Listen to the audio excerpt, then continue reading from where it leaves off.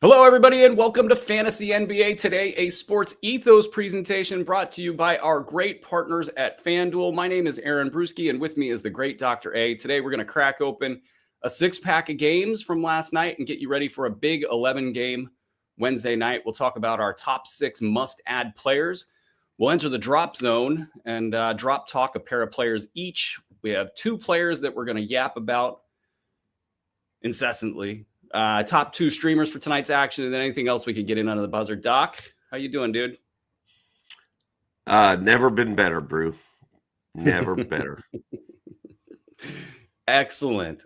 Dude, I crushed that Hawks call yesterday, didn't I? You did, and that was great. I just got a one-word text, Hawks, and I knew all was well for the Atlanta Hawks. Dyson Daniels, shut your boy Desmond Bain down. He got in his head. Desmond Bain got ejected last night. It's all bad for Desmond Bain. It's all bad for me. I got Desmond Bain everywhere. No, we're all good. You and I think Kamla has him everywhere too. There was a lot of Desmond Bain going on back when Ricky Props and I were doing this. I don't have any Desmond Bain. I stayed out of that basket. Oh, you wait, sir. Oh, you wait. That Desmond Bain buy low is going to pay off in 2028. Let me tell you. Hopefully a lot sooner than that. What's our big news of the day? I mean, Anthony Edwards is possibly going to play tonight. I don't know if we got any other big news other than the breaking news that Yves Missy's out for tonight's game. That's pretty big. Yeah, Lucas should be back. Reeves should be back. Quentin Jackson sounds like he's out for the Pacers. Yeah, not that much news cooking. Jimmy Butler only played limited minutes last night with a back. Yeah, Steph Curry. I don't know if you guys caught the Steph Curry post game. I've been battling a flu for like 2 weeks. He sounded terrible. He sounded like a guy. He like your worst illness you've ever had. That's what he sounded like. And the dude went out and played however many minutes of NBA basketball and was really, really good. So yeah. We'll take a slow news night, but let's get to our top 6 must-add players from last night. Doc, let's go. Well, for once, I didn't write down 100 names. I've only got 3. Fair. My guy, Con Knippel. Yes. 20 points, 12 boards, 3 3-pointers. No LaMelo Ball. I tell you, man, Knippel's coming on. He's getting better as time goes by. So I like him as a pickup, with or without LaMelo. And his teammate Kalkbrenner had a double-double with blocks again. Both of those guys I'm into. Moses Moody with Jimmy Butler going out early. Moses Moody got 34 minutes, had 24 points, 5 boards, 2 assists, a steal, and 5 3-pointers. I would let that rip again tonight and just see if he can keep it going, stay on a hot one. I don't love Moody as a long-term pickup, but he's a good player. And Steve Kerr, you just don't know what Steve Kerr's ever going to do or is ever thinking. So I'm okay with Moody. And then Jose Alvarado for the 1-win New Orleans Pelicans. They finally got their first win last night.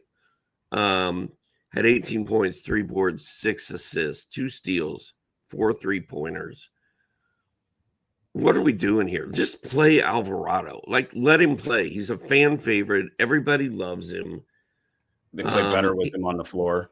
He's never gotten a fair shake. He never has gotten like a true role with that team. Just let him play. I'm feeling Alvarado right now. I'm always amazed at teams that the really bad franchises, the Pelicans, the Kings of the world, they play bad players and then they ask like, well, why didn't the development of other players go well? And you put Jose Alvarado on the court and look, everybody else is going to rise their level up and it's just going to be a better developmental experience for everybody. Zion out of last night's game. I think honestly they would be a better team without Zion. And I just so would your fantasy team. Oh Exactly. I mean, it's like the health of the box score. But the Zion, it's just, I just, these players, and there's a couple of them. I mean, we were just kind of talking about Orlando. Like, yes, you're good enough to get your shot. Yes, you're good enough to put up big numbers, but you're not good enough to do all of that well. And it's just this kind of tale as old as time. Like, if Paolo Banchero can't help Desmond Bane have a good year after all of the trade and all of the assets that were given up, that's on Paolo Banchero. I mean, you're supposed to be one of the top players of the league, a first overall pick, and you can't make other players better because your shots, you can get them, but you can't get them in the flow. You can't get other teammates in the flow. It's just bad business. Okay, so you had Con Knipple. Con Knipple's growing on me. I gotta say, it's there's some bad there. Don't get me wrong. And this was again against New Orleans, so this is this is kind of bad all the way around. But no steals, no blocks.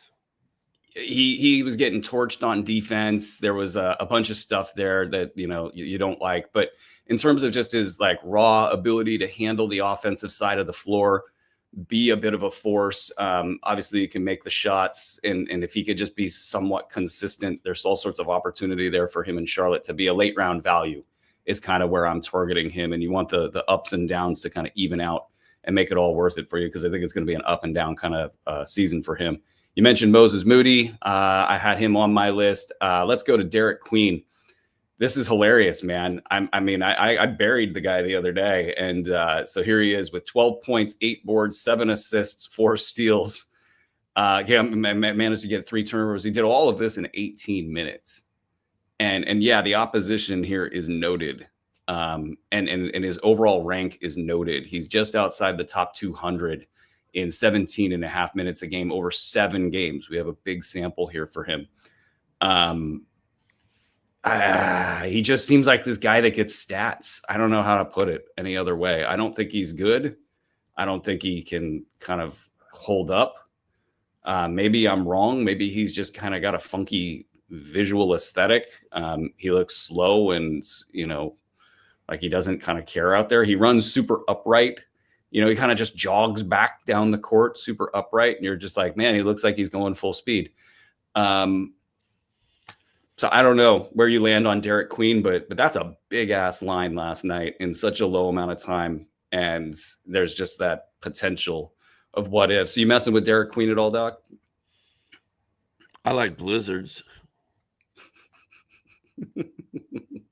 Look at you. You were a little sleepy to start the show, and you're starting to wake up.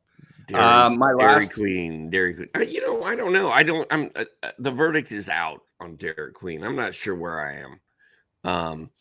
But it's funny. My wife just left right before we got on air, and she said, "I'm going to Dairy Queen. Do you want anything?" And I was going like, to Derek Queen. Did you say Derek Queen? What? Derek's in town? Anyway. Yeah. My other I want to talk about Zach Riesachet, but I might save it for streamers. I think I will. Ryan Dunn is my other name on this list, and he is quietly bringing back top 85 value in 9 cat formats. It's 105 and 8 cat formats, and I think that Ryan Dunn in a head-to-head setting where people are looking for a little bit more pop, though he gives it to you in the money counting stat categories of 3 steals and blocks. People just kind of forget about Ryan Dunn. Well, Dunn, 10 points, 2 triples, 3 steals, 2 blocks last night. This totally plays. If you're in a 12-team league, that's almost 7th round value there for Ryan Dunn. And I think he's now shown enough. It was probably a couple games ago. He's shown enough to be in fantasy rosters, 12-team rosters easily. So Ryan Dunn, my last must-add pickup of the night. And I don't know if the others were must-add. Let's see. It was a slow night for pickup lines last night, but I digress. Feel free to add anything you'd like, Doc, but otherwise we're going to enter the drop zone, which we just did. Do you want to hit us with some drop zone players, or would you like me to go? I was waiting for music or something. I know. I feel like we need like Twilight Zone music where you're now entering the drop zone. Or like a riff on Danger Zone. I don't know. I don't. I don't know that there are any must drop players after last night, but I think the one guy who's not only in the drop zone, but maybe a drop candidate is Jalen Williams of OKC. Like, I like him. He's been pretty good, but I mean, I think we've seen his ceiling with this team, and it's a low ceiling. Like 14 minutes last night, 3 points, 5 boards, 1 3-pointer. I mean, he's kind of serviceable, but I have a feeling in a lot of leagues you can probably do better than Jalen Williams. And guys that for me are I'm not saying to drop any of these guys, but they're all, we'll just say, struggling right now. Desmond Bane, my goodness. You're not going to drop Desmond Bane, but what a great time to buy low on Desmond Bane, right? Jordan Poole, what are we doing? 11 points in 2 straight games. He popped up. Sorry to interrupt. He popped up on the injury report just now, questionable for the second half of the back-to-back tonight.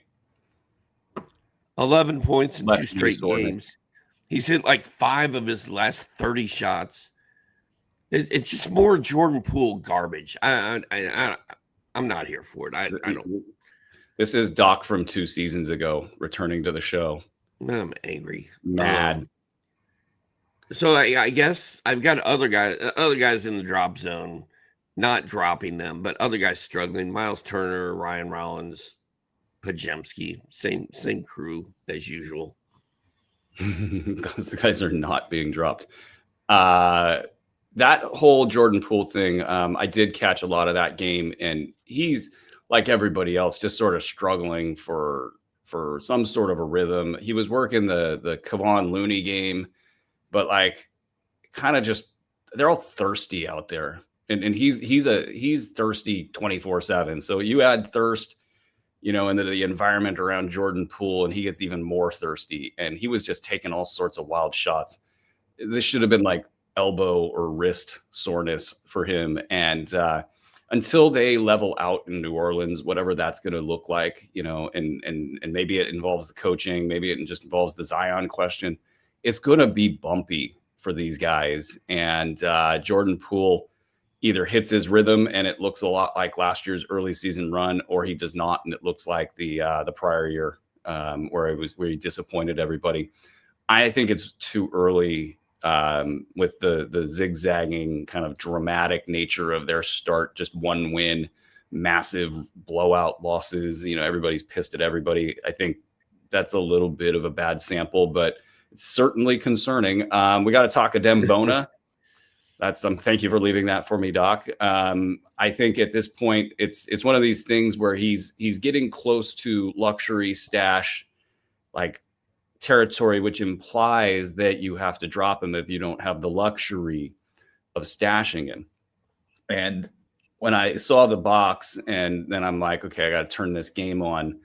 And then I flip open Twitter and just sort of look at the commentary surrounding his play. Basically, the takeaway was that Adem Bona was really good and Joel Embiid was really bad, despite the big numbers. And the in particular in the second half, and Philadelphia Twitter is pissed off beyond all belief that Joel Embiid is getting the minutes in the fourth quarter at the end of the game compared to Adem Bona. And so it's hard to kind of pivot, away from Bona here, when the reality of the situation is that eventually I believe Philadelphia will figure out that they're a better basketball team with Adem Bona. And that's an amazing statement to make. And within that, you have to almost just blindly say, okay, I'm going to hold off on a drop here. And in my own head, basically what I would do is probably earmark this for like 3 or 4 weeks at minimum, and just kind of ride. Because if you go back to last season, he was putting up second, third, fourth round numbers pretty easily. And the way I would see it playing out is Joel takes a seat, and it's probably injury related. If this doesn't pop up naturally, it might be manufactured, so to speak. And then once that happens, Philadelphia says, okay, we got to learn how to actually bring this guy into the mix. Like right now, he's hanging around the perimeter on offense, way deep in the dunker spot, not competing for rebounds, sort of kind of boxing out for others, not involved in the offense. Once they figure out who they are after 15, 20 games, and they say, okay, we do need a screen and roll game here. We do want to actually play something of, normal basketball here. Right now, it's just kind of, we've got a lot of good offensive players and we kick it around a lot. We go up and down the court. And we don't really run too much stuff except for when Joel's on the floor and he just shoots a lot and doesn't make that many. Hey, Brew. So, yo. Somebody had to stop you there, or you may have gone. I was done another hour. But I just for the record, I was done. So I think the decision that Adem Bona, you did it. I just did it. Adem Bona. That's what you did for interrupting me, sir. That's what you did. Adem Bona owners have to make. Like here it is. You're going to want him in February, March, and April. How long can you hold on to him waiting for that time to get here? How long can you afford to do it? Like you said, luxury. It's a luxury stash. But we know, I know in my heart of hearts, come February, March, and April, it's going to be bonus season. And I'm going to want him on my roster. Can I drop him now and ride somebody else for the next 2 months and still go back and pick Bona up later? Or is somebody going to get him and stash him and I'm out of luck? Like that's the rub. Like that's what you got to figure out. A lot of Bona talk here. A lot of Bona talk. Okay, I had Jeremiah Fears on the list. Oh God, Doc, don't do it to me. Don't do it to me. God. Don't give me that look. I said boner. I know. Live with it, people. Live with it. Jeremiah Fears is on the list. I feel in the for drop this guy. zone. Drop zone. Yeah, in the drop zone. I feel bad. It feels like he's better than this. It's just it's the environment in New Orleans. Like zigzagging Zion into the lineup, I think is enough to knock Jeremiah Fears out of consistency. And if something happens with Jordan Poole, though, well, let's just flip the entire script on this conversation. I think Jeremiah Fears at that point gets the consistency, has a shot at being a top 100 play. But at this point, like, if you're in a competitive add drop situation and you're trying to figure out, like, is this guy worth the wait? I just don't know if that's there right now for him. So I'm leaning toward drop with Fears. Colin Murray Boyles, I think, is kind of an obvious drop at this point with Jakob Poeltl back, Bobby Portis and Chris Paul. It's, I think this is like the official, not last time I'm talking about them in the drop zone. They're donezo. All right. You don't think Bobby Portis will turn this thing around? I don't know, man. I don't think so. And I don't know that there's enough there. If there's enough there, it's not outside the bounds of possibility. I'll leave it at that. But like, he's always been a guy that needed to like score and rebound a ton to keep the numbers good. And I don't know if he's got it in him. And then Giannis is just gobbling up everything in sight. So it's like, I don't think it's going to happen for him this year. So that's where I land on that. Doc, who are your two players of the night? My guys, Josh Your Giddey. guys. Who do you want to talk about? Josh Giddey and Modest Buzelis. Dr. A's. My guys. Yeah. I drafted Giddey literally in every league I'm in. 29, 15, rounded that, right? Did you get that in the first round? I first rounded it or second rounded it every time.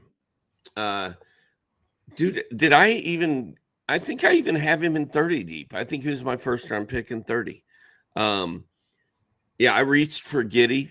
I was all in on Giddey. 29, 15, and 12 last night. Soren's parlay for his work cohorts hit thanks to a Giddey PRA over. What a stud Josh Giddey is. He was so mishandled in Oklahoma City. It's not even funny. And it's all because of SGA. Like they're like, SGA's gonna have the ball in his hands. You go play shooting guard and stand out there at 3.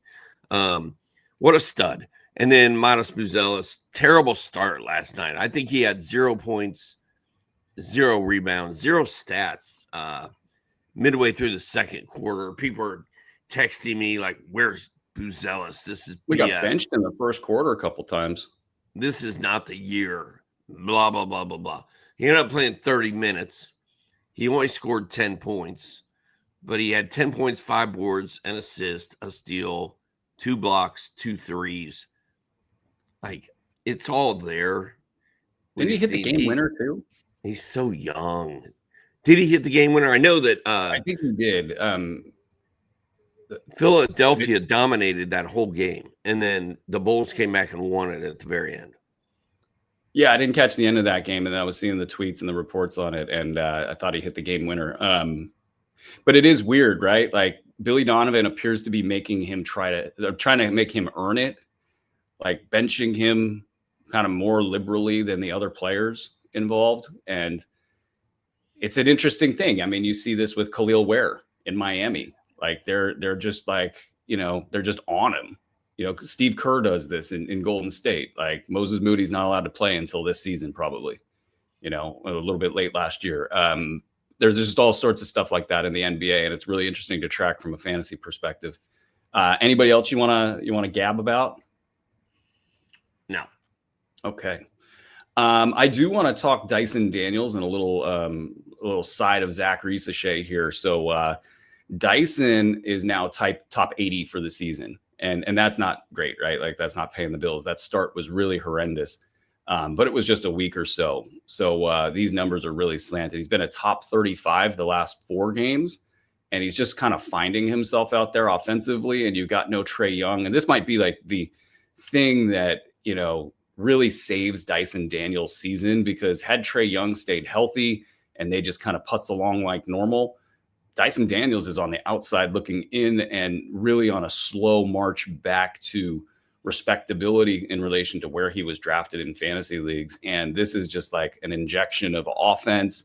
He's now a part of everything, and now he can kind of get his game on. Top 35 is really, I think, kind of a lower mark than folks should expect for him kind of going forward. So there's still some buy low potential for Dyson Daniels. Like, you're going to send an offer to get him, that GM is going to look and they're going to see this top 80 or whatever low stats they're looking at. And they're going to think, is this guy a bust? And I don't know what you can get him for. I mean, there's still a lot of name value there. Still a lot of people looking at last year's numbers and thinking that's what's going on here. And that's kind of what I thought was going on, with something similar to last year's numbers. And I think maybe top 75, which is my kind of go-to here with what kind of an offer to throw out for these bigger name players who are struggling, because there's enough meat to the bone to maybe get a yes. So Dyson Daniels, and then Zach Risache, top 100 over the last 2 games. This is another opportunity for him with Young out, and he's a really good basketball player with a little bit banged up to start the year. And last night, Quinn Snyder, pardon me for blanking there, Quinn Snyder didn't answer when asked if he was on a minutes restriction. So it's possible he still is on a minutes restriction, but whatever the answer may be, there's something holding him back. And it might just be the case that now in the next week or so, he gets cut loose to something more like 25, 28, heaven forbid, 30 minutes per game. And then at that point, I think you're looking at a top 100 player for the next 2, 3, 4 weeks. So that's interesting there. And then in Phoenix, I wanted to shout out Grayson Allen for his big stat line last night, but it's really the entire Phoenix Suns. Like, they're a fantasy machine right now. I mean, Grayson's top 70, Colin Gillespie top 60, Mark Williams top 70, Royce O'Neal top 60, Ryan Dunn top 85 in 9-cat formats. They're cranking. I mean, even Devin Booker, I mean, he's not paying the bills for folks who drafted him in the second round, but you're not worried there. He'll be fine. This team has a big thing that's going to happen when Jalen Green gets back, and we'll see how this all impacts everybody. But I kind of feel like there's enough opportunity for things to not get that bad for this crew. I mean, maybe they get knocked back like a round or two, but Phoenix being a fantasy, hub is a little bit surprising. So I don't know if you have anything on that, but and if not, on Dyson Daniels, real quick. Last year he was at 14.1 points. This year he's at 10.1. So he's 4 points off. He's been right at that 14 the last 3 games. And maybe it's all related to Trae Young, as you said. The assists, he's at 3.8. He was at 4.4 last year, so he's not that far from being there. The rebounds, identical to last year. The free throws, identical. The field goal percentage, identical. He's just not getting as many shots up per game as he was last year. Lastly, the steals, he's at 2.5. I think he's going to finish at 3 steals a game again. He's going to be a top 30 guy, and he's going to be overdrafted again next year. Ooh, I like it. But it depends. Like sometimes he was falling to like 50, and maybe those were more like 8-cat formats. But still, I mean, it's an interesting thing. Dyson Daniels was just the talk of the town for like 18 months in fantasy circles. Polarizing as well. And I don't know where people really landed. I felt like maybe half of the Dyson Daniels crowd was like in this season, and the other half is like, I got to get my money out because I don't think it's going to happen again. But certainly a very polarizing, interesting fantasy topic there. All right, let's get our streamers going here for tonight. Doc, who you got? Well, it sounds like Joel Embiid may not be playing, right? So I would bet my life on it. Is it time for some more Bona talk, Brew? I don't know. We need sound for this. I'm fine if you want to, but here's the thing: like, is he a really good streamer if he's going to get 2 blocks, 3 blocks, and 3 rebounds? It's tough. I mean, this is a tough time to even put him in your lineup. I would probably not want him in my lineup if I had a choice. Even with Embiid out.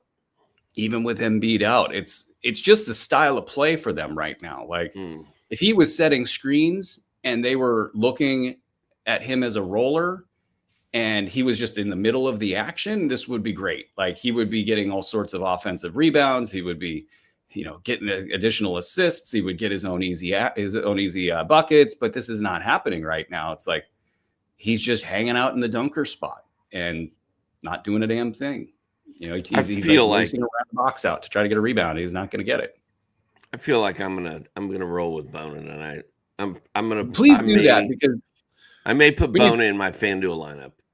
Okay, we need something to jumpstart this action here. Thank you for that. Who else you got? I think I'm rolling with Grand Theft Alvarado again. Jose Alvarado. He's coming off a monster game. They play again tonight. He got one of those steals last night too that he always gets. The vibe in New Orleans is so bad. He's such a New Orleans guy. Like, this is easy. He's the best thing they've got going for him in this crazy world. There was a great Trey Murphy dunk in that game as well. So he dunks it. Oh, who actually had some great dunks in that game was Carlo Makovich. It was. I'm like there was like two he made and then a third he missed, and it like stopped the broadcast kind of a thing. Like, oh my God, he can palm the ball, I think, and it made it look a lot cooler. Trey Murphy, he dunked one, did a pull up on the rim, and who was it? Scott Foster teed him up, and the look on Trey Murphy's face, if you can go back and look at it, it was funny. Who else you got? Sorry about that little aside. That's right. Moses Moody. I look for him to do it again tonight. Maybe not as good as last night, but I think you gotta.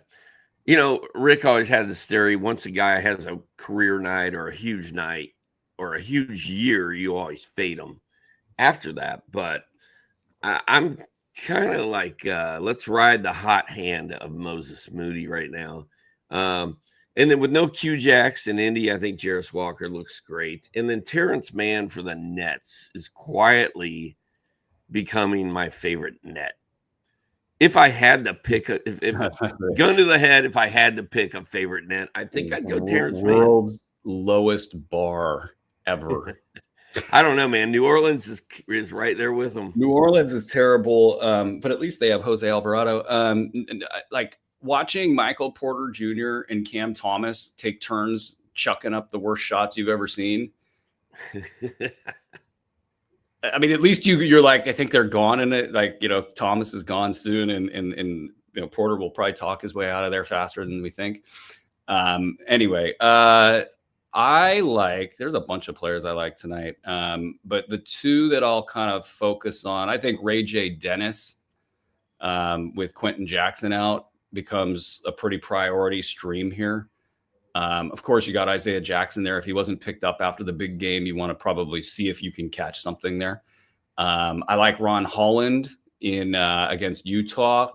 Kyle Filipowski is just kind of hanging out there. Now I've actually talked about 4 players, and I got to now probably get to my 5th. Well, I want to sneak in Daniel Gafford, but let's go Buddy Hield with no Steph Curry against Sacramento in Sacramento, where they will probably boo him. And then he will probably, let's say, 8 3-point shots tonight for Buddy Hield. No Steph Curry. That's Moody. That's Buddy Hield. That's my guy Pajemski. All of them. Oh, yeah. And Sacramento sucks, everybody. I mean, we know this. Like, they suck. Defensively, they suck. Domantas Sabonis is so banged up right now, he can barely run up and down the floor. They suck. You say that with such authority.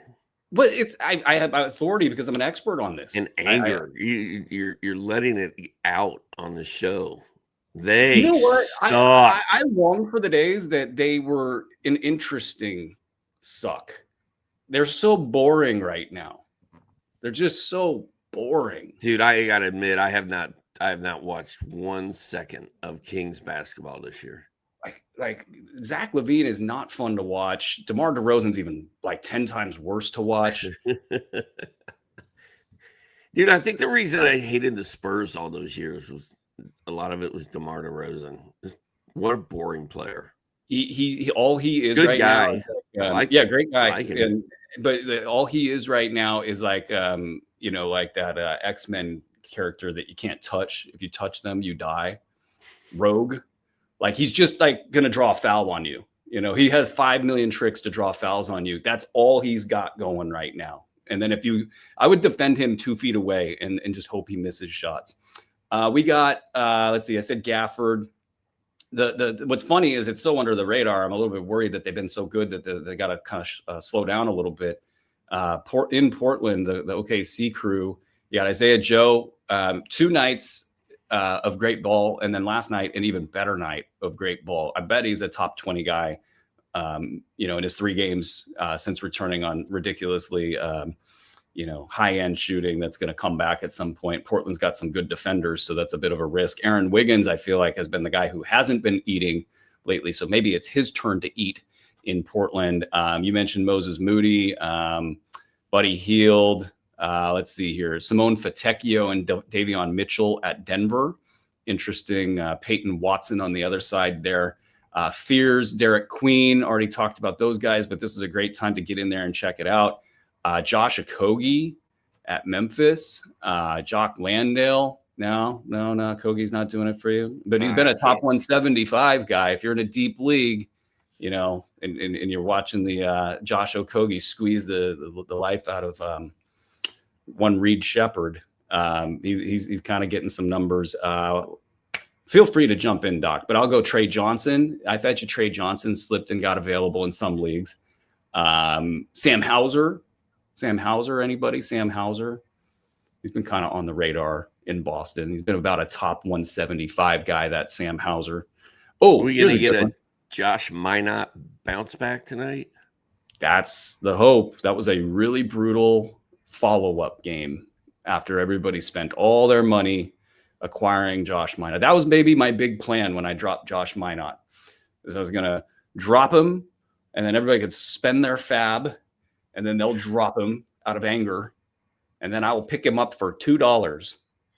So, Brew, ride back to victory. You dropped Josh Minot, and you knew it was dicey when you did it, and then I hated every moment you of it. immediately felt sick afterwards. Right, immediately.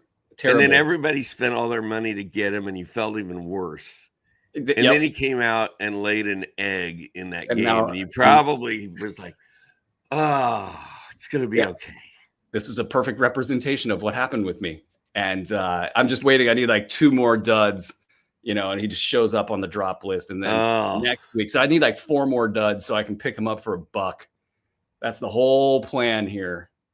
Since somebody's going to outbid me, they're going to go $2. I know this. Andre Drummond in this game tonight against Cleveland. I mean, I don't know what's up with Jared Allen, if he's playing or not. That might inform how big the lineup needs to be for Philly. It's an interesting spot for Philly at Cleveland. They lose this game last night. And what about the momentum? They've had an early easy schedule, and now they're kind of getting into the teeth of it. So Andre Drummond could easily go 10-10 with a couple defensive stats. Mentioned Filipowski. I think the entire Utah crew, Taylor Hendricks, Jusuf Nurkic, Walter Clayton, all of them will be worth a look. And breaking news. This is bad breaking news. Walker Kessler will undergo season-ending left shoulder surgery. That's just terrible. As I'm talking about the Jazz, what about that timing? That note says league sources tell me. You know what? Andre... No. Andre's not breaking news. I'm gonna bet that's Chris Haynes, because that's the style of tweet that he has. Who's the source on that? It was Chris Haynes. I bet it was Chris Haynes. Okay. All right. Here we go. Walker Kessler gone for the year. Hello, Mr. Filipowski. Yeah, Kyle Filipowski is kind of a run, don't walk, I think, in this situation, because it's got to happen for him, right? And he just came off of a bigger game, and Jusuf Nurkic probably is as much of a priority, I would think here. I think you're going to have to commit 24 minutes to Jusuf Nurkic, and maybe that represents something of a safe play here. But I'm not about a safe play. I'm about Kyle Filipowski. This guy won me a ton of money last year. I think that I would not be able to sleep at night if I was passing one Kyle Filipowski for a Jusuf Nurkic at this point. So where do you land on that, Doc? I mean, I want both of them. I want to pick up Nurkic because I know he's going to play right now, and I want Filipowski for later. Just a buzzkill though, man. Walker Kessler, who looked good this year. He looked good this year. They were using him like there was no jerking him around this year. I know a lot of people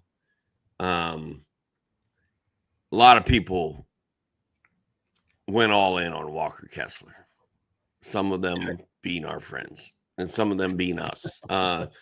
Very sad news.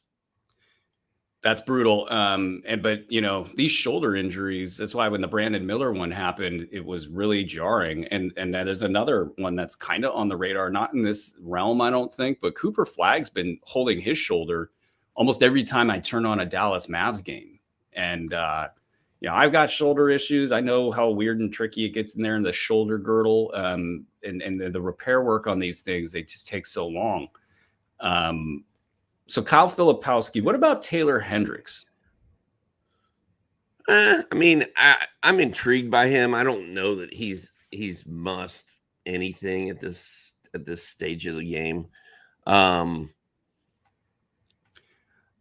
Intrigued, Brew, is all I can really say. You know what's going to be good is right after this show, we've got the very first ever edition. Why am I holding a nail file, Brew? The very first ever edition of at least Q&A you're with Dr. A. Yeah, that's going to be outstanding. And sorry for being a terrible show host here. I should have right been pumping after it up at the beginning of the show. I should have pumped it up at the middle of the show. You get to ask Dr. A questions. I'm thinking Goodness. I'm going to get a lot of Taylor Hendricks, a lot of Kyle Filipowski, and a lot of Yusuf Nurkic questions. A lot. So I'll land on this. I think that Washington has Utah has a pivot in their future that's going to coalesce around a certain group. And I think that group's going to be Keontae George, Walter Clayton. I think it's going to be now Kyle Filipowski. I think Taylor Hendricks will be a part of this group. It's just, can he get up and above the top 150 here soon so you can have a little faith and make the play at the right time? And you might have like a game or two here in order to make that play. But, eventually Ace Bailey will be a part of that group.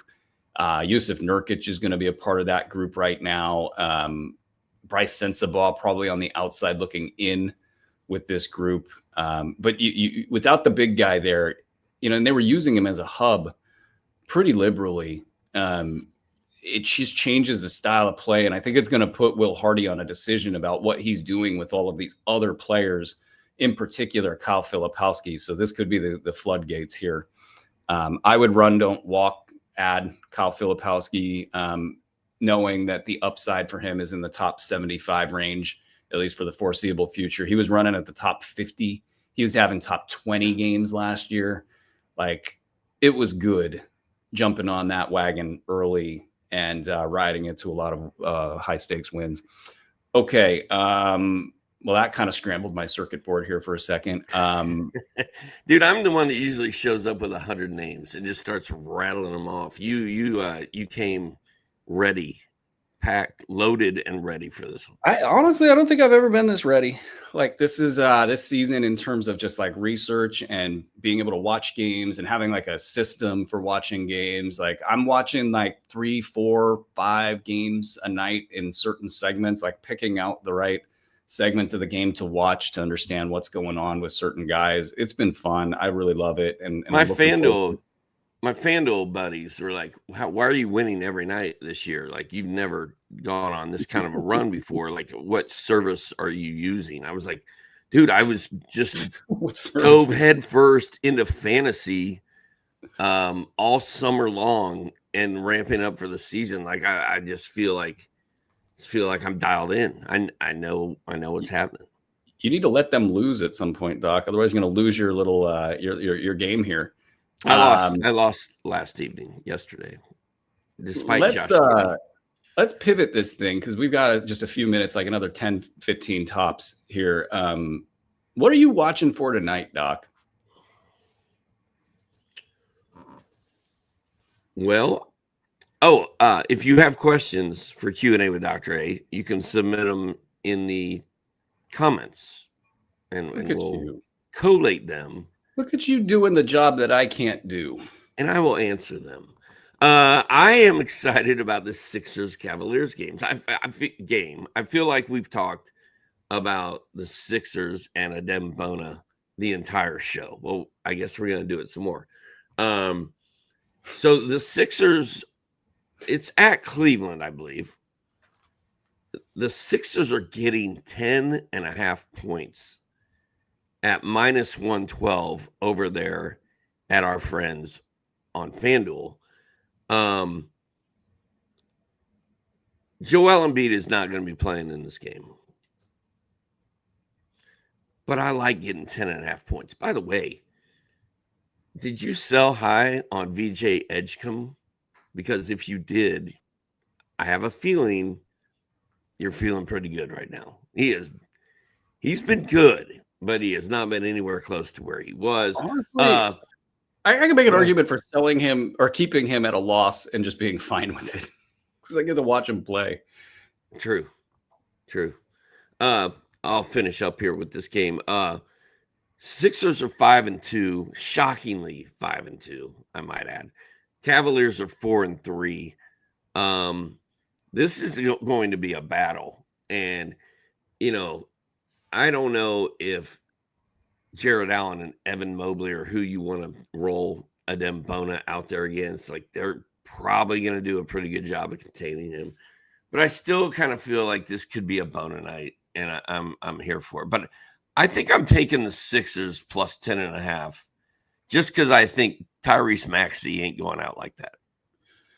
There's a couple things. Okay, so I love this line in general. It was the first, like I looked at all the lines, and this one just was jumping out to me. I love it because the market overvalues Joel Embiid ridiculously right now. They're sliding that line probably 3 points for this guy, and in reality, they're already kind of 3 points involved in the overweighting of what Joel Embiid is doing and is capable of. There might be like a 6-point value cushion here. Probably more like 4 or 3 when you kind of condense it all. But like that's a lot of value. The other thing here is the kind of lack of respect for the other players that are involved with Philly and how good they've been, and not really I don't think the market understanding how good Kelly Oubre's been and how good, like Edgecombe, they probably think of it as like a highlight guy. Well, he's just been great above and beyond being a highlight guy. Bona being a good defender and really pairing with this team well, and just all the different things. And then in the Cleveland side, you've got Sam Merrill possibly coming back. This line probably represents that Jared Allen will play, probably represents that Merrill will play, and then Darius Garland's coming back. And they got to try to fit all that in. And yes, I think Cleveland's hungry. When I look at this bet, I'm not going 5 units or something crazy like that. I'd probably go like 1.5, 2 units, because there is this potential that this is the game Cleveland has circled on their schedule and that they come out really, really well and then have something of a haymaker potential here. But all the things point toward Philly here. So I like that a lot. Anything else you want to throw out there for what you're watching? The other one, I think Celtics are coming off that home loss against Utah, I believe, and they're going to be pissed. And they get Washington at Boston, minus 12.5 points for the Celtics at minus 110 on FanDuel. I think the Celtics are going to make a statement tonight and go off. I think they're going to win by 30. I don't know what the FanDuel line for Derek White is, but there's so much momentum heading his way to get shots and make better shots and get him going. I really, really like whatever the prop for Derek White on FanDuel is. Go check that out. I think this is his get loose game. What else we got? Isaiah Jackson, I think, will be an interesting topic. He had the line that we wanted 3 years ago or whatever. The Minnesota New York game will be fun. Like that's a grudge match, kind of, all those players playing for their old teams or against their old teams. Some high level basketball, and I wonder if Ant Edwards plays in that game. So that'll be interesting to see there. If Boston loses this game, Joe Mazzulla will lose a lot of cred out there. I think there's a lot in Boston of frustration with what Joe Mazzulla is doing. They're shooting a ton of threes, but they don't really have the personnel. They talked all summer about pace, and they were believe, if I'm not mistaken, the lowest rated pace team in the league right now. So they're just not doing anything wise right now in Boston. It's early, so we can see if they can get out of that. But Joe Mazzulla, tons of momentum and like coach of the year stuff, and really off to a slow start there. Reed Shepherd watch, John Morant watch, Derek Queen watch, Cooper Flagg. I want to see him play a game without holding his shoulder. That would be great. Not sure if that's what's behind the slow start, but we'll keep an eye out for that. Buddy Hield revenge game against Sacramento. Go Buddy Hield. Jake LaRavia in Los Angeles against the Spurs. I think that's my end of list. Any of that pique your interest, Doc? That's a good list. It's a good list. Good list. It's a very good list. Do we ever get to see Wemby play basketball again? I feel like I have not seen him play forever. And they're not playing tonight, right? And De'Aaron Fox. No, they are playing tonight. De'Aaron Fox is out. Oh yeah, at the Lakers. Yeah, and with Derek Harper, that's some interesting stuff. What's going to happen next there? I'm not sure. It feels like there might be some questions in the chat, but I kind of want to leave them for your show if there are any. And I think we're going to get out of here because that's been a lot of yapping. Dylan Harper. I don't know what that means, Andre, so you'll have to let me know. But I will say thank you, Andre, for running a great show as usual, doing the yeoman's work behind the scenes. Doc, as always dapper and right on point with your analysis. I called him Derek Harper, everybody. It's Dylan Harper. Derek Harper's very old and not playing basketball anymore. Big shout out to the content team. You guys are doing a great job. All of the cheat sheets. I want to put a little love on those cheat sheets. Those cheat sheets, guys, that are going out to subscribers of the NBA Fantasy Pass. That's like taking all the hard work everybody does here and condensing it into just the small tidbits that you need to know. And it's super actionable, and you can just dominate your league based on that. So check out the cheat sheets. They're tweeted out from Ethos Fantasy NBA and on Twitter, and you will just absolutely love what those bring to the table. Also, check out our blurb feed. The blurb feed has some cool new tools. When you get there, you'll see them and you'll smile because you'll be like, oh my God, this is like the answers to the test. That's available for free. So get to sportsethos.com, click the link for the blurb feed in the menu. It's in the NBA section. And that alone can take you to championships. So thanks to the tech team and everybody involved with that. That's going to do it for Fantasy NBA today. Doc show's coming up next. The Dr. A Q&A, and you'll get the box score breakdown later tonight. And tomorrow's show, if you don't see us on at this time, it's because I have a doctor's appointment. I get my shoulder checked out for all that TOS stuff. And so we'll start right when the doctor's done with me, more or less. It'll be probably around 12 o'clock, 12:30 Pacific time, 3:30 Eastern time. So thank you for your patience with that. Doc, you got anything else to add before we say goodbye? No, sir. I'm ready to answer some questions. All righty, guys. Thank you guys for watching. We will see you tomorrow. It's been Fantasy NBA Today, presented by FanDuel.